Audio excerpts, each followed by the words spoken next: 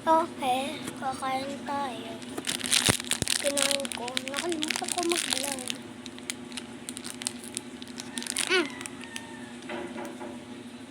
Ang hirap ikain to. Pag nasa rep. Ang tigas-tigas. Yung gagaya dito. Tigas-tigas. Sa baba, hindi. Pumunta ka ba sa office ko kanina? Oo. Iniwan ko yung So, yummy.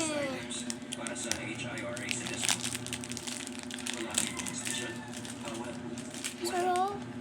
Wala naman. Tatlo to guys, pero kinain ko yung isa. Dito na lang tayo.